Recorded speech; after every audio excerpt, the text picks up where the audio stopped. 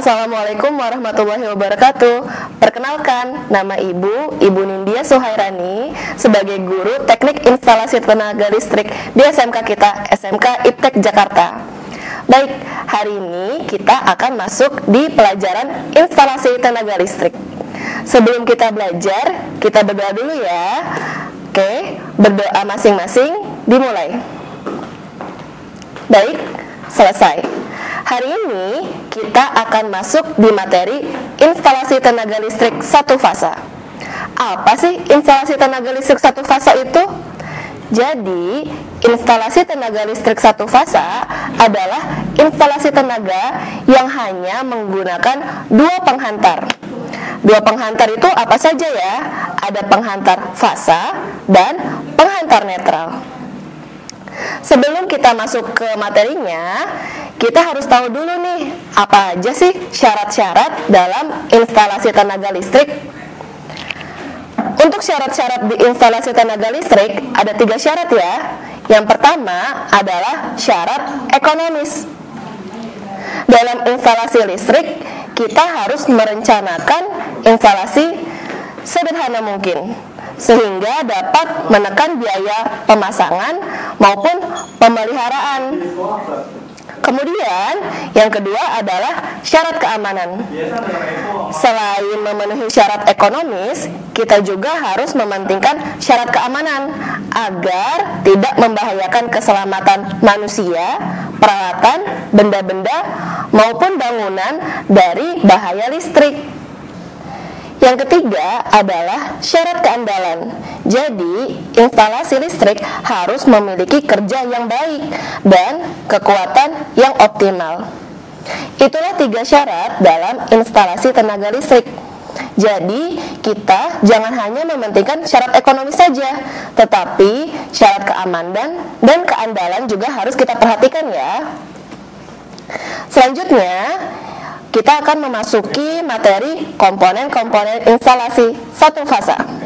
Baik, komponen yang utama adalah yang berada di depan rumah kita nih, yaitu yang sering kita sebut atau kita dengar dengan meteran. Tapi nama aslinya adalah kWh meter. kWh meter adalah sebagai tempat penerima listrik dari PLN yang akan didistribusikan ke rumah-rumah. Kemudian, setelah dari kWh meter, arus listrik akan masuk ke MCB atau Miniatur Circuit Breaker. Apa sih fungsinya MCB itu? MCB digunakan sebagai sistem proteksi dan pengaman apabila terjadi beban berlebih ataupun hubung singkat arus listrik. MCB itu sendiri dibagi menjadi 2 jenis, yaitu MCB satu fasa dan MCB 3 fasa. Ini dia yang digunakan sebagai sistem proteksi atau sistem pengaman. Selanjutnya, tentu saja dalam mengalirkan arus listrik kita butuh penghantar atau kabel. Dalam dunia instalasi listrik terdapat 3 jenis kabel.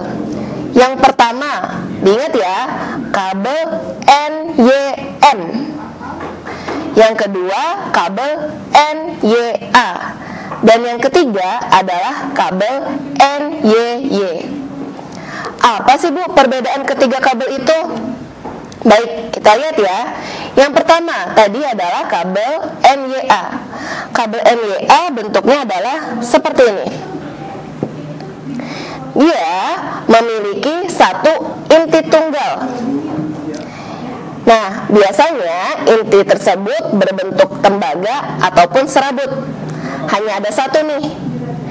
Jadi, dia pula hanya memiliki satu lapisan isolasinya. Biasanya, kabel NYA ini memiliki warna hitam, merah, biru, dan kuning. Penggunaan kabel NYA biasanya untuk instalasi penerangan rumah ataupun instalasi kabel udara. Dikarenakan bentuknya seperti ini, dengan isolasi yang hanya satu lapis, kabel NYA ini memiliki kekuatan yang kurang. Jadi penggunaannya hanya untuk benda-benda yang sederhana saja. Kemudian yang kedua adalah kabel NYM. Apa perbedaannya kabel NYM dengan kabel NYA? Baik, Ibu tunjukkan ya. Jadi, untuk kabel NYA sendiri tadi adalah kabel yang berinti tunggal. Sedangkan di sebelah Ibu ada kabel NYM. Kabel NYM adalah kabel yang memiliki inti lebih dari satu, bisa 2, 3, ataupun 4. Dapat kita lihat ya perbedaannya. Kalau kabel NYA ini hanya memiliki satu lapisan isolasi, sedangkan kabel NYM memiliki 2 lapisan isolasi. Isolasi pertama sebagai pelindung inti kabel dan isolasi kedua sebagai lapisan luarnya.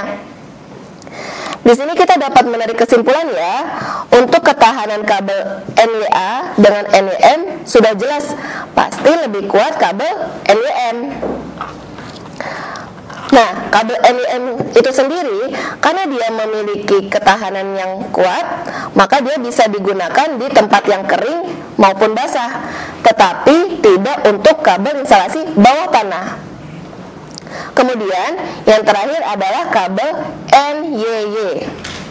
Kabel NYY biasanya digunakan untuk kabel instalasi bawah tanah.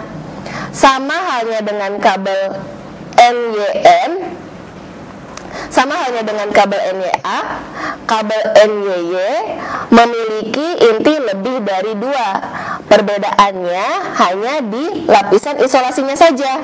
Kabel NYY isolasinya sudah pasti lebih tebal karena diperuntukkan untuk instalasi bawah tanah agar lebih tahan terhadap beban dan tidak digigit oleh tikus. Oke. Selanjutnya, komponen instalasi tenaga listrik ada fitting lampu. Fitting lampu adalah bisa juga kita sebut dengan dudukan lampu ya. Kemudian terakhir ada kotak kontak atau biasa disebut stop kontak, berfungsi untuk sebagai penyalur dari arus listrik PLN ke barang-barang elektronik. Seperti itu. Demikian materi yang dapat Ibu sampaikan. Semoga kalian dapat menerima ilmu tersebut dengan baik ya. Terima kasih. Wassalamualaikum warahmatullahi wabarakatuh.